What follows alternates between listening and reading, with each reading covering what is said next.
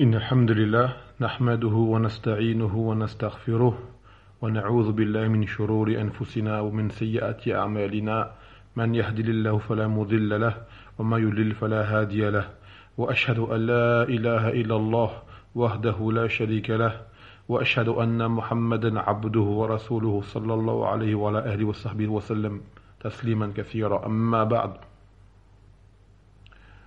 Donc en cette occasion qui va bientôt arriver, à ces jours à venir, Inch'Allah,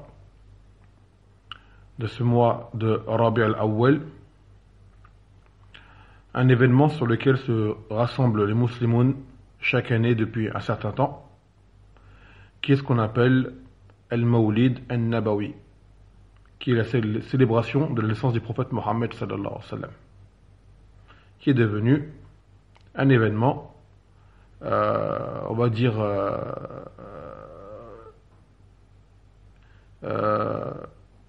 communautairement parlant, répandu. Pour ne pas dire islamiquement parlant, car islamiquement parlant, ce phénomène, cette célébration, elle n'est pas permise. Car elle est considérée comme étant une bid'a, une innovation, une chose que le Nabi sallallahu alayhi wa sallam n'a pas faite lui-même, ni ses compagnons, ni les générations d'après lui. Quoi qu'il en soit, c'est devenu répandu et connu. Donc les maintes nasa'ih, conseils et rudoud, réfutations par les gens de science sur ce sujet ont été faits. Malgré cela, comme on sait, peu de gens acceptent la vérité, malheureusement. Quoi qu'il en soit, فذكر طيب فإن الذكر تنفع المؤمنين وذكر إن نفعت الذكرى.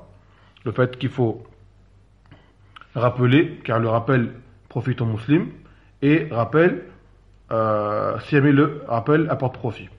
Donc cela est en guise de nasiha, de conseil pour déjà ceux qui savent déjà et qui aimeraient avoir certains arguments pour pouvoir conseiller autour d'eux, car des fois, tout ce que les ulama ont dit n'est pas forcément parvenu aux oreilles de tout le monde, et puis les choubouettes sont très nombreuses, les gens du faux sont très nombreux, donc des fois les personnes ont un manque d'arguments, ou certains n'ont pas eu ce qu'on appelle l'iqamat al-hujja, la preuve ne leur est pas parvenue.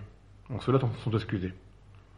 Et souvent le problème c'est que lorsqu'on veut amener à défendre les choses et qu'on n'a pas assez d'arguments pour pouvoir y parvenir, parfois on fait souvent plus de dégâts qu'autre chose. Dans le comportement, ou des fois on prend un faux istidlal, des fausses preuves que l'opposant est en mesure justement de pouvoir réfuter et de te discréditer aux yeux des gens. Par exemple, tu veux faire un débat avec quelqu'un, tu vois par exemple ton oncle qui fait le Mawlid Nabawi, toi tu ne connais pas bien le sujet, tu viens pour lui le conseiller, tu as une bonne niya ou quoi, mais tu n'as pas les arguments en main. Et lui c'est un ancien, il connaît. Et il y a du monde autour de vous.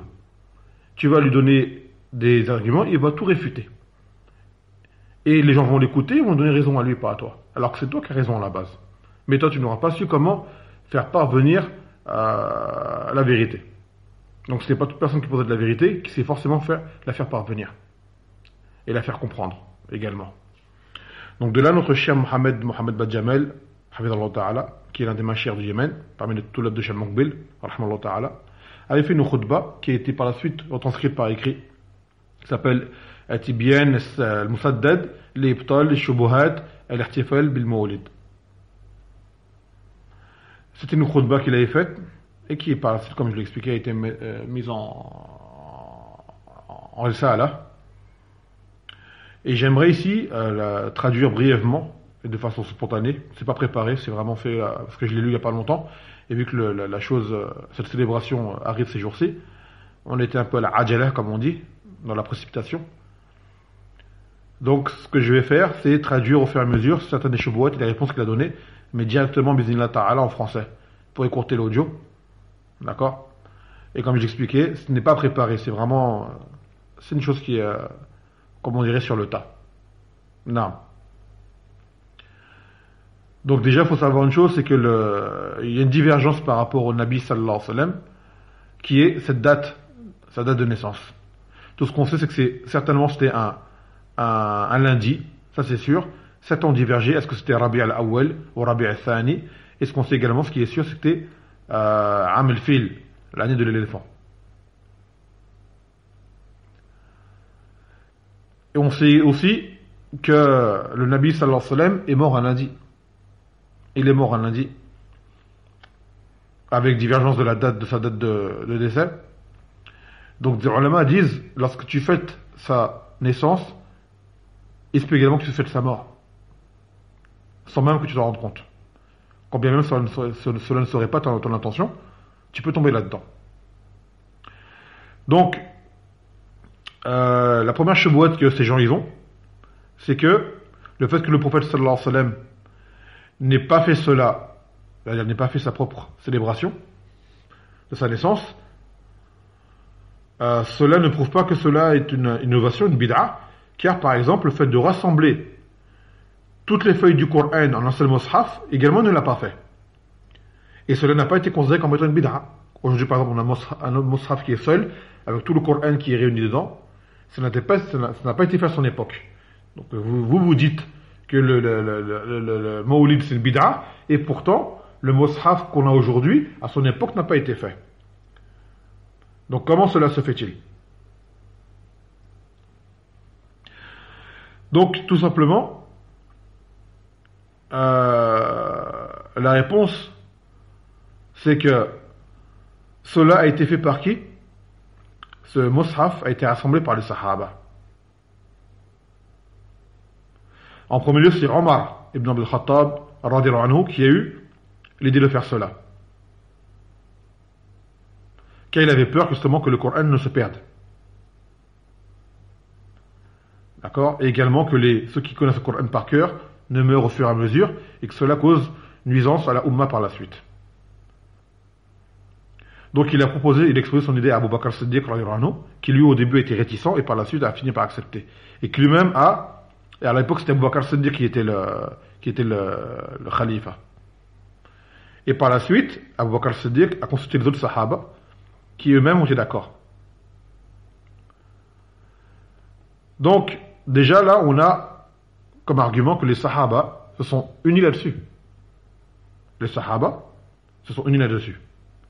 Et il faut savoir aussi également, c'est qu'à la base, le fait de rassembler le mushaf, c'est une chose qui existait à l'époque du prophète Mohammed sallallahu alayhi wa sallam. Car il était écrit sur des différents supports, comme vous le savez, lorsque la révélation descendait, il était écrit et rassemblé. Mais les gens l'apprenaient par cœur, en général. Par exemple, sur telle feuille, on trouvait telle sourate. Sur telle feuille, on trouvait telle sourate, ainsi de suite. C'est juste qu'elles étaient éparpillées. D'accord? Elles étaient éparpillées et non pas rassemblées en un seul mushaf. Et déjà, en plus également, le mushaf descendait au fur et à mesure. Et il y a plusieurs adilles que le Nabi sallallahu alayhi wa sallam, par exemple, il disait de ne pas prendre le mushaf avec soi pour aller sur le terrain ennemi. Ce qui prouve que le mushaf allait être réuni. Par exemple. Et également, il y a eu ijma', consensus des sahaba, ainsi que des couronnes, des siècles de vertu par la suite, qui sont les tabi'in, adbar tabi'in, sur ce fait-là. Donc il n'y a même pas à discuter par rapport à cela. Alors que ce Mawlid Nabawi, lui, n'a eu lieu que après la venue de ces générations de vertu. Et en plus, les premiers à l'avoir fait, ce sont les Ubaydiyoun, qui étaient des Rawafid. Ce sont des Rawafid les premiers à avoir fait cet article Nabawi, du Mawlid Nabawi. Et les Rawafid, qui sont la branche extrême des chiites, ce sont des kuffars. Car ils insultent les Sahaba, ils insultent, ils portent offense au Nabi sallallahu alayhi wa sallam. Également disent que le Coran il n'est pas complet, celui qu'on a avec nous, et ainsi de suite. Différentes énormités qui sortent dans la religion. Donc ces gens-là sont les salafs de ceux qui font le Mawlid de Nabawi. Donc deuxième shubuhat qu'ils ont, que le Nabi sallallahu alayhi wa sallam a informé qu'il est né un lundi, comme dans le Sahih al-Muslim. Ils disent que le Nabi sallallahu alayhi wa sallam a informé du jour de sa naissance. Donc ils disent pour nous le fait qu'il l'informe, ça veut dire que c'est un jour que l'on doit prendre comme un jour de joie. D'accord? Et que l'on doit célébrer ce jour-là. Donc on le dit, le Nabi sallallahu alayhi wa sallam il a dit هَذَا يَوْمٌ وُلِدْتُ فِيهِ وَأُنْزِلَ عَلَيَّ فِيهِ, qu'il a dit que c'est un jour, c'est-à-dire le lundi, c'est le jour sur lequel je suis né, et c'est un jour sur lequel la révélation m'est parvenue. Donc il est né ce jour-là et il était envoyé comme messager un lundi également. Donc pourquoi célébrer sa naissance et ne pas célébrer le message qui lui était parvenu? D'une part, bien qu'on ne dit pas qu'il faut le faire, mais pourquoi choisir ce jour-là et pas un autre? Également, le Nabi sallallahu alayhi wa sallam, dans le même hadith, il a dit qu'il est né un lundi. D'accord? Et que le lundi, c'est un jour vers lequel les œuvres du serviteur montent vers Allah Azza wa Jal. Donc il a dit, je voudrais être en étant de siyam, jeûneur, lorsque mes œuvres montent vers mon Seigneur. Donc il jeûnait le lundi. Donc on le dit, pourquoi vous ne vous jeûnez pas le lundi? Le Nabi sallallahu alayhi wa sallam, justement, ce jour-là, akramahu bi bisiyam. Donc pourquoi vous ne faites pas comme lui? Vous c'est tout le contraire, vous mangez, vous buvez, vous faites la fête, alors que le Nabi sallallahu alayhi wa sallam, lui, c'est un jour où il jeûnait, par rapport à cela. Donc si vraiment vous l'aimiez et vous vouliez, مثلا, prendre, être sur son suivi, alors jeûnez. Mais ne jeûnez pas avec une intention de célébrer sa naissance, mais jeûnez par la sunna qu'il a établie, sallallahu alayhi wa sallam. Troisième ambiguïté qu'ils ont, que certains des sahaba ont fait des choses que le prophète sallallahu alayhi wa sallam n'a jamais faites. Et ici c'est l'exemple que Aïcha, radhiyallahu anha, elle a dit qu'elle faisait la salat du Doha, d'accord, salat du Doha qui est entre le shuluq et le zénith, le zawal al-shams, alors qu'elle a dit ma ra'aytu an-nabiy sallallahu alayhi wa sallam yaf'aluhu, qu'elle a dit je n'ai jamais vu le prophète sallallahu alayhi wa sallam faire la salat du Doha. Et pourtant elle faisait la salat du Doha elle-même. Et d'autres sahaba le faisaient. Donc ils disent comment cela se fait? Il ne l'a pas fait, eux ils l'ont fait par la suite. On dit la réponse tout simplement, c'est que le fait que Aïcha, le fait qu'elle ne l'ait pas vu, ne veut pas dire qu'elle dise qu'il ne l'a pas faite. Elle dit qu'elle ne l'a pas vu faire. Et le fait qu'elle ne l'a pas vu faire n'implique pas, d'accord, que le Nabi sallallahu alayhi wa sallam ne l'a pas fait dans d'autres moments, il n'était pas avec elle. Et pour preuve, le fait qu'elle ait fait par la suite cette salat-là prouve qu'elle a accepté cette salat. Mais juste elle a dit, moi je ne l'ai pas vu faire. Et toi tu ne l'as pas vu, d'autres l'ont vu. Et d'autres hadiths ont venus qu'ils le faisaient. Et que même le Doha, même en safar, il le faisait. En voyage. C'est en voyage normalement, on raccourcit les salawats, on joue entre les salawats, et on fait pas les nawafil, à part quoi? Les 2 rakats du fajr, qiyam al-layl et le Doha. Naam. Donc ça c'est une réponse de leur shubuhat. Après ils disent également parmi leur shubuhat qui est que la plupart des musulmans le font. Donc comment cela se fait que la plupart le font? Si jamais c'était un mal, ils ne le feraient pas. Donc la réponse, elle est simple, c'est que yaqulullah azza wa jal wa in tuti akthar man fil ard yudilluka an sabilillah. Si jamais tu suis la plupart des gens qui sont sur terre, ils vont t'égarer du sentier d'Allah. Wa qala ta'ala wa ma akthara an-nas walau harasta bi mu'minin, et que la plupart des gens, même si jamais tu t'efforces à vouloir leur donner la guidée, ils ne seront pas croyants. Wa yaqulullah subhanahu wa ta'ala illa alladhina amanu wa amilus salihat wa qalilun ma hum. À part ceux qui ont cru et qui ont œuvré dans le bien, et ils sont vraiment peu. وقال تعالى وقليل من عبادي الشكور, et peu de mes serviteurs sont reconnaissants. Donc le fait de se baser sur la majorité ou le grand nombre n'est pas une preuve en islam. D'accord? Ce n'est pas une preuve en islam. D'ailleurs, vous savez le hadith d'Ibn Abbas que le prophète sallallahu alayhi wa sallam a dit rudat alayya al-umam fara'aytu an-nabi ma'ahu ruhayt. J'ai vu le prophète qui avait avec lui un petit groupe de personnes. Waraytu an-nabi ma'ahu ar-rajul wa rajulan. J'ai vu le prophète qui était suivi de 1 ou 2 personnes. Waraytu an-nabi laysa ma'ahu ahad. Et le prophète qui avait personne avec lui. Donc des prophètes sont venus, personne ne les a écoutés. D'autres avaient peu de personnes. Est-ce qu'on va dire que ces gens-là étaient sur le faux? Car la plupart des gens ne les ont pas suivis. C'est un argument qui est baratel. C'est le même argument dont on se sert justement pour ceux qui veulent légitimer les élections. On dit que la majorité n'est pas une preuve en islam. Sûrement pas. Et que nous ne sommes pas égaux. Également parmi leurs shubuhat, ils disent que dans Ibn Kathir, dans Al-Bidaya ou Al-Nihaya, son livre Al-Bidaya ou Al-Nihaya, où il cite l'histoire de l'islam depuis la création de Adam et Salam jusqu'à son époque à lui, il cita Malik Irbel Al-Muzaffir, je pense, ou Muzfar, je ne sais pas comment ça se prononce, qu'il était justement celui qui faisait le Mawlid Nabawi. C'est-à-dire que c'était un roi parmi les rois des musulmans qui célébrait le Mawlid Nabawi. Et qu'il en faisait une célébration qui était immense et grandiose. C'est-à-dire, la façon dont Ibn Kathir citait la chose, c'est comme s'il approuvait la chose. D'accord? Qui n'a pas blâmé ce ihtifal, cette célébration. Donc on dit, quand bien même qu'Ibn Kathir serait de ceux qui approuvent cet ihtifal, Ibn Kathir n'est pas un argument en lui-même. Il n'est qu'un homme parmi d'autres hommes, un savant parmi les savants. Il peut faire un ijtihad et se tromper. Nous, on prend l'épreuve du kitab de la sunna. Tamam.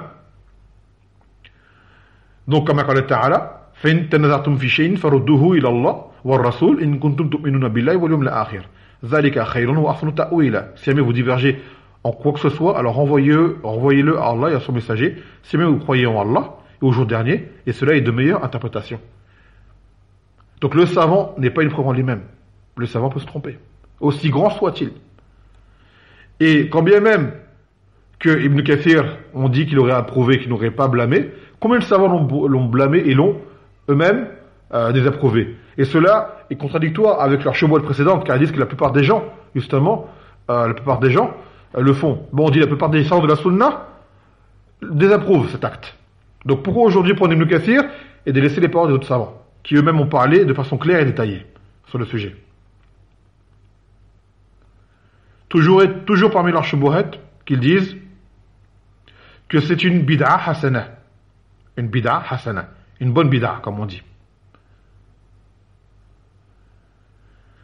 Et que la parole du prophète sallallahu alayhi wa sallam, qui est kull bid'atin dalalah, que toute innovation est égarement, cela ne concerne que les mauvaises bid'a, et non pas les bonnes. Donc on dit, ce taqsim, le fait de partager les bid'a en bonnes et en mauvaises, ça n'a aucune origine en religion. D'accord? Ni dans la parole des gens de science. Ça n'existe pas. Car le prophète sallallahu alayhi wa sallam, il a bien dit, kull bid'a dhalala. Kull, ça veut dire toute. Donc il n'y a pas de différenciation. La bonne et la mauvaise. Toute innovation est égarement. Donc pour dire qu'il y a une bonne et une mauvaise, il faut une preuve. Et quand bien même les gens viendraient à se servir de la parole de Omar ibn Khattab, lorsqu'il a dit, à propos du Tarawih, Ni'ma bid'a, c'est-à-dire quelle bonne bid'a elle est celle-ci, il veut dire dans le sens bid'a, ce n'est pas le sens bid'a au sens religieux, légiféré, mais le sens littéraire. Que lui, c'était la première fois qu'il rassemblait les gens pour pouvoir faire le Tarawih. Et la preuve que ce n'est pas les religieux, c'est que le prophète sallallahu alayhi wa sallam lui-même l'a fait auparavant. Le Tarawih, il faisait la salat seul, les sahaba venaient derrière lui, il ne les a pas blâmés pour cela. Mais après, il l'a arrêté, pourquoi? Par crainte que cela ne devienne obligatoire sur eux. Mais lorsqu'ils sont venus faire salat derrière lui, il ne leur a pas dit c'est une bid'a, ne le faites pas. Il les a laissés venir. Donc, le Tarawih a une origine. Donc, Omar n'est pas le premier à l'avoir fait. Seulement, il a revivifié cette sunna qui avait été délaissée. Car maintenant que le prophète sallallahu alayhi wa sallam était mort, la révélation ne venait plus, il n'y avait plus à craindre que Allah le rende obligatoire sur eux. Donc, de là, ils pouvaient la faire. D'accord? De là, ils pouvaient le faire. Donc, ce qui prouve que la parole de Omar n'est pas une preuve pour dire que c'est une bonne bid'a, qu'il y a une bonne bid'a, une mauvaise bid'a. La parole de Omar concerne le mot bid'a, innovation au sens littéraire. Une chose sans précédent que lui n'a pas fait auparavant. C'est tout. Et non pas une adoration qui n'a jamais été faite par le prophète sallallahu alayhi wa sallam.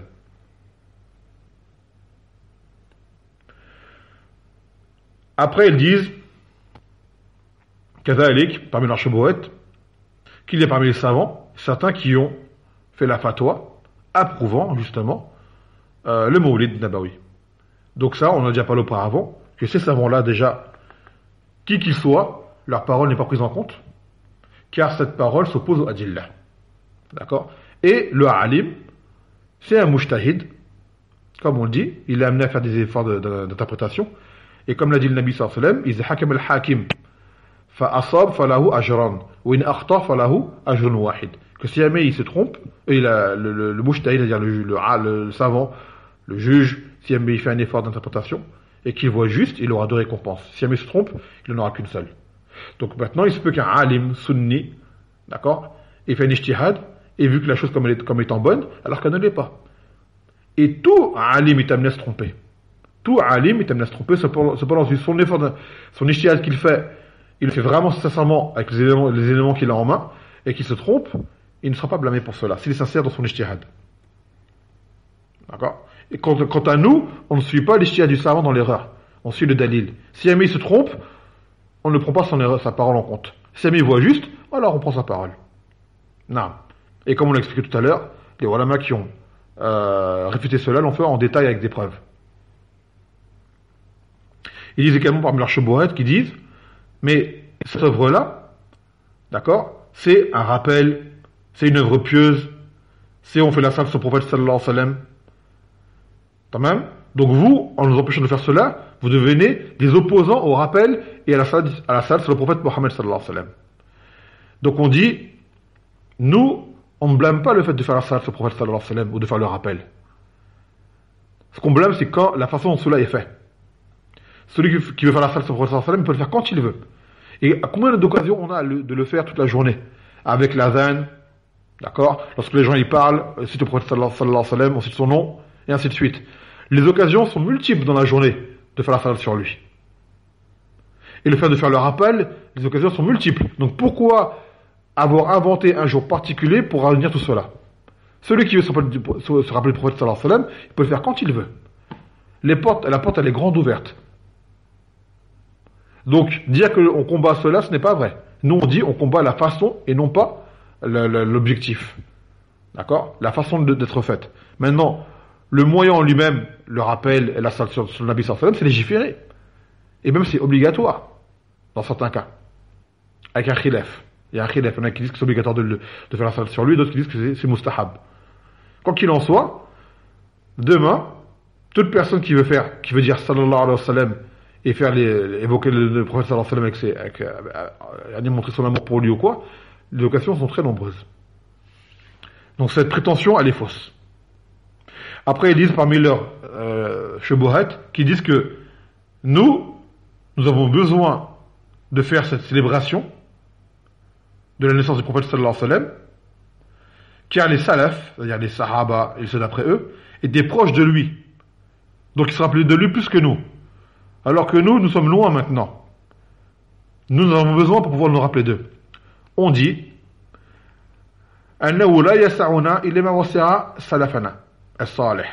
que nous, ce qui nous convient à nous, ce qui leur a convenu à eux également. On n'a rien de plus à faire que eux, par rapport au salaf. D'accord? Comme l'imam Malik, la yaslur akhir hadil umma ilma saluha bihi awwaluha. Que ce qui a convenu ne conviendra au dernier de cette communauté que ce qui est convenu au premier de cette communauté. Donc si les salafs ne l'ont pas fait, on n'a pas à le faire non plus. Donc cette prétention, elle est fausse également. D'accord? Elle est fausse également. Et qu'en est-il si jamais on devait comparer les salafs, leurs actes d'adoration par rapport à nous, mais ce serait une chose qui serait dérisoire par rapport à eux. Donc justement, ça, encore c'est un argument contre eux, car celui qui connaît les salafs, c'est que ces gens-là étaient les gens les plus à même, les plus soucieux de faire des actes d'adoration et de se rappeler du prophète sallallahu alayhi wa sallam en toute occasion. Donc il l'aurait fait.